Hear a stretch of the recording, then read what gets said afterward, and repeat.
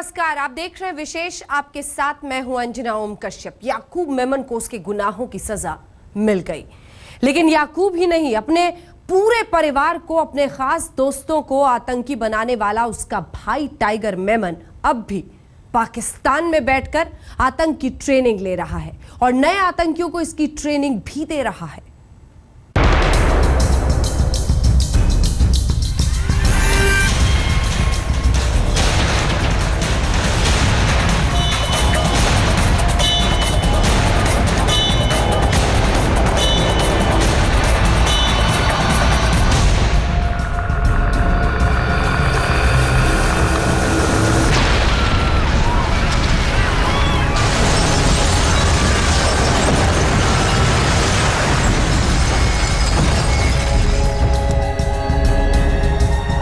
जब भी 12 मार्च 1993 का काला दिन याद आता है तो जहन में 3 तस्वीरें घूमती हैं। याकूब मेमन, दाऊद इब्राहिम और tiger Memon. Mumbai serial blast को 22 बरस बीत गए। एक दोषी याकूब मेमन तो फांसी पर चढ़ गया, लेकिन धमाकों की साजिश का सबसे बड़ा मोहरा अभी न्याय की चौखट से बहुत दूर है। सवाल उठने लगा है कि आखिर मुश्ताक अब्दुल रज्जाक मेमन उर्फ टाइगर मेमन कब फांसी के फंदे तक पहुंचेगा। आवाज उठने लगी है कि अब टाइगर और दाऊद को फंदे पर लटकाना चाहिए। अरे दाऊद बाहर है, यही तो उसके जनक हैं, और उसके जनक को यहाँ पर किसी भी तरह से लाना चाहिए, उसको फांसी देनी चाहिए। 257 मरे थे, तो क्या उसका कोई, उस अपराध का कोई दंड नहीं मिलना चाहिए क्या? दरअसल मुंबई धमाकों की साजिश में सबसे अहम भूमिका जिसने निभाई थी वो था टाइगर मेमन, जो कि अब पाकिस्तान की गोद में महफूज बैठा है। मुंबई बम धमाके के बाद टाइगर मेमन दुबई से होते हुए परिवार समेत पाकिस्तान चला गया था। कराची डेवलपमेंट स्कीम एरिया, जो कि डिफेंस कॉलोनी के नाम से मशहूर है, इस इलाके में टाइगर मेमन को ISI ने बसा दिया। याकूब मेमन तो परिवार समेत भारत लौट आया, लेकिन टाइगर मेमन, उसकी पत्नी शबाना और भाई अयूब अब भी पाकिस्तान में ही है। कहा जाता है कि दाऊद इब्राहिम की मदद से टाइगर मेमन कराची के पास मांस निर्यात का कारोबार करता है।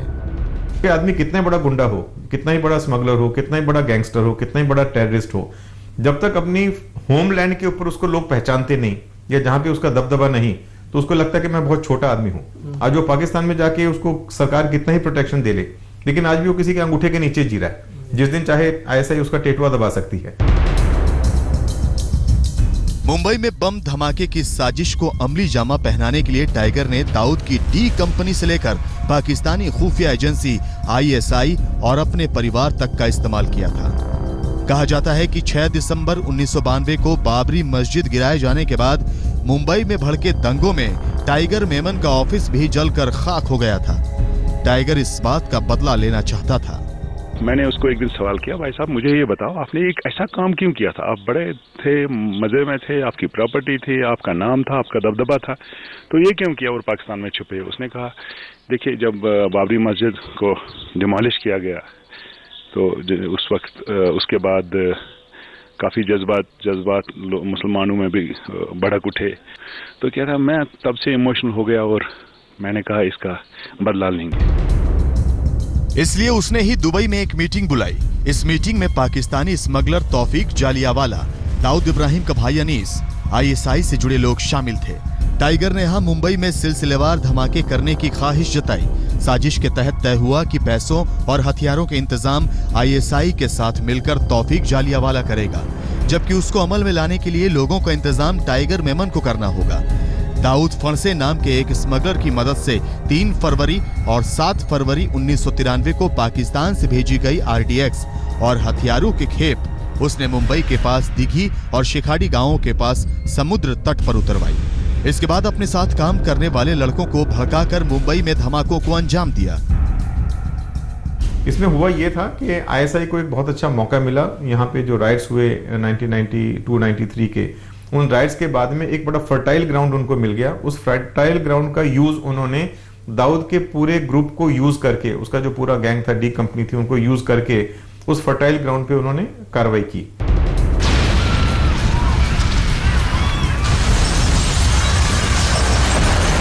धमाकों में 257 लोग मारे गए।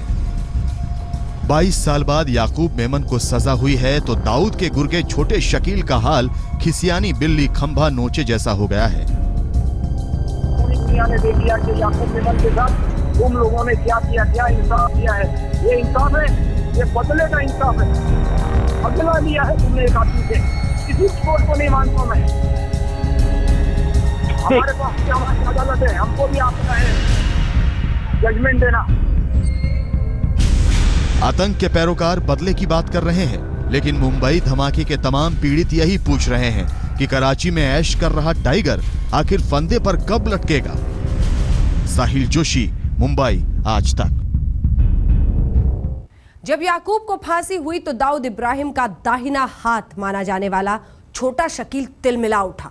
आज तक से बात करते हुए वो बदला लेने की धमकी देने लगा, लेकिन याकूब का भाई टाइगर अपने पाकिस्तानी बिल में छिपा बैठा है। सरहद पार बैठा टाइगर मेमन हिंदुस्तान के लिए खतरा सिर्फ 1993 में ही नहीं था, बल्कि अब भी टाइगर मेमन लगातार हिंदुस्तान के खिलाफ साजिश रच रहा है। अब वो मुंबई में अपने गुर्गों के बल पर आतंक का धंधा चलाना चाहता है। पहले अपने परिवार के सदस्यों को इस काम में झोंका था।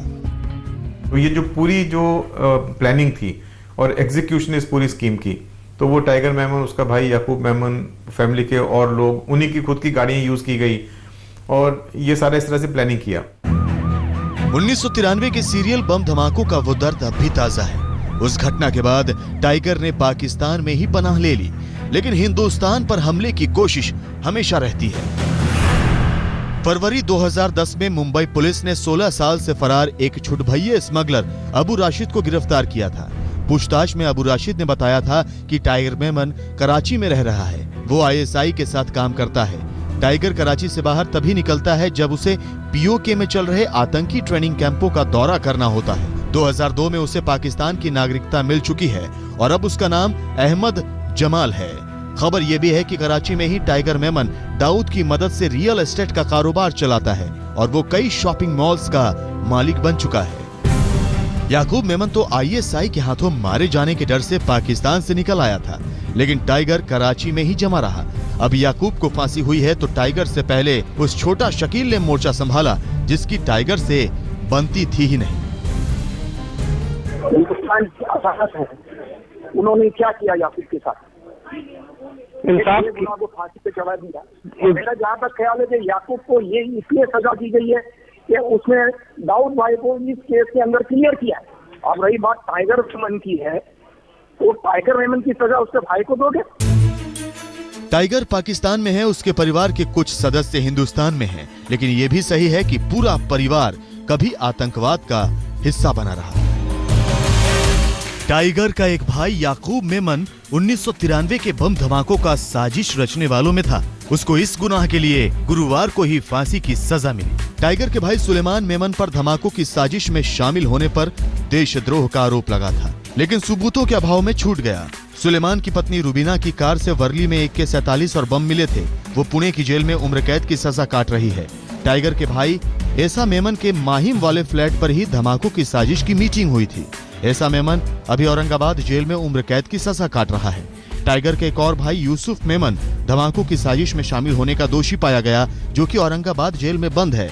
याकूब की पत्नी राहीन पर भी याकूब को धमाके में शामिल होने के लिए उकसाने का आरोप था, लेकिन सबूतों के अभाव में 2006 में जमानत मिल गई।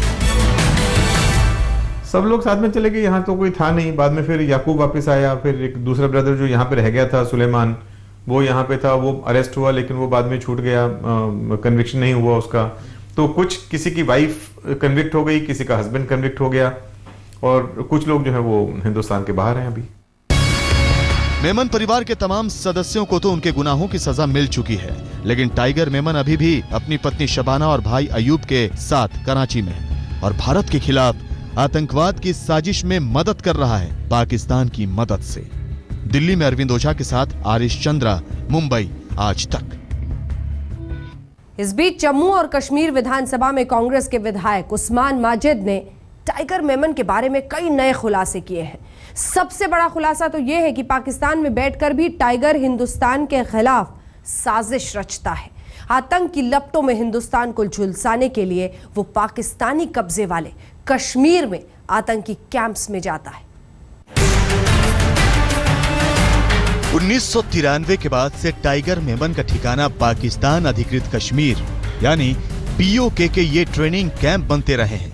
आतंकियों को ट्रेनिंग दिए जाने के इन अड्डों पर 1993 से उसकी आवाजाही लगातार जारी है।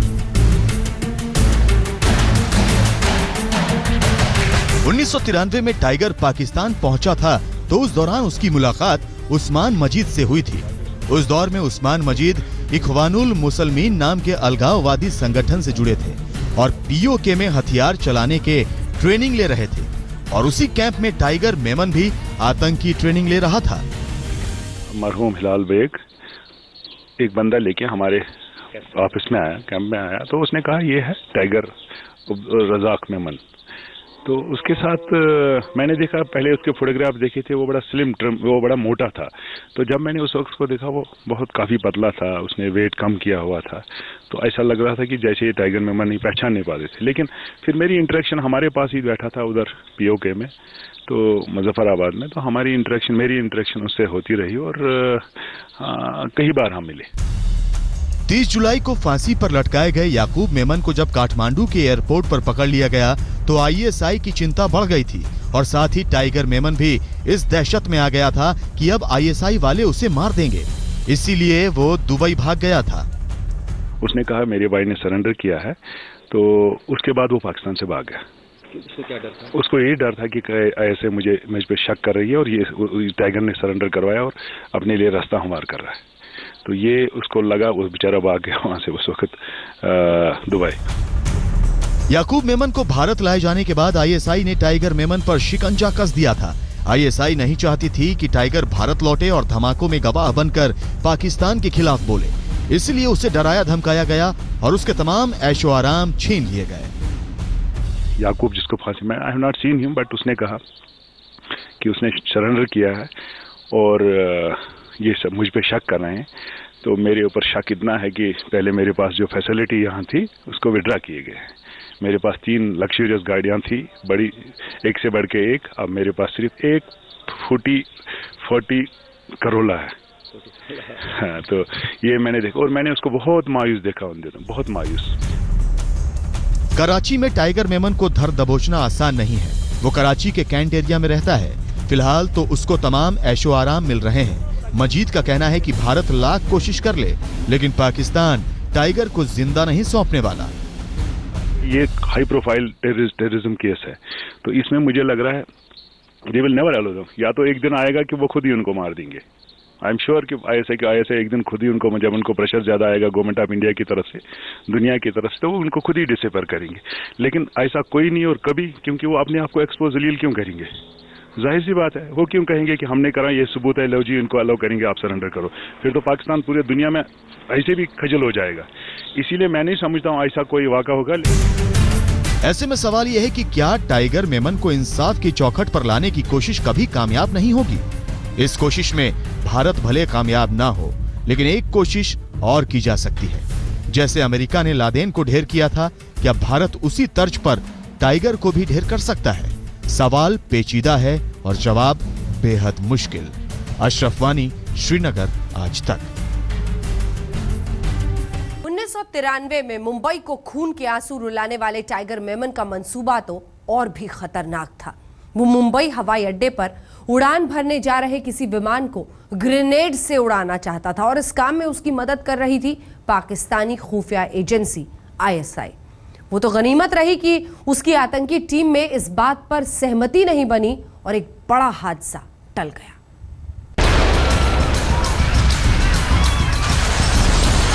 टाइगर मेमन का प्लान सिर्फ मुंबई की तमाम जगहों पर धमाके करना ही नहीं था, उसका एक और प्लान था और वो था मुंबई शहर एयरपोर्ट पर एक विमान को बम से उड़ाना। आज तक को जांच एजेंसियों से ये जानकारी मिली है। साजिश में शामिल रहे नासिर अब्दुल कादिर के सीबीआई को दिए गए इकबालिया बयान में ये बात सामने आई है कि टाइगर मेमन मुंबई में एयरपोर्ट के एक विमान को उड़ाना चाहता था। टाइगर ने इसके लिए एक टीम भी बनाई थी जिसकी मदद पाकिस्तानी खुफिया एजेंसी आईएसआई भी कर रही थी और उसका कोड नाम टाइगर ने इंटरनेशनल स्पोर्ट्स एजेंसी रखा था। नासिर अब्दुल कादिर इसी टीम का हिस्सा था। प्लान ये था कि टीम को रनवे पर विमान का इंतजार करना था और करीब से गुजरते ही उस पर ग्रेनेड से हमला करना था। लेकिन टीम के लोगों ने उस दौरान राय दी थी कि दूर से ग्रेनेड हमला करने पर विमान को ज्यादा नुकसान नहीं होगा। इसलिए टाइगर ने दुबई की उड़ान पकड़ी और विमान उड़ाने वाली टीम एयरपोर्ट नहीं गई। टाइगर धमाकों का जख्म तो दे ही गया, लेकिन वो इससे भी बड़ा नासूर देना चाहता था। टाइगर के गुनाहों की सजा तो उसे मिलना मुश्किल है, लेकिन भारत में मांग उठने लगी है कि लादेन की तर्ज पर टाइगर और दाऊद को कराची में ही मार गिराया जाए। आतिर खान, दिल्ली, आज तक। विशेष में इतना ही। देश दुनिया की बाकी खबरों के लिए आप देखते रहिए आज तक।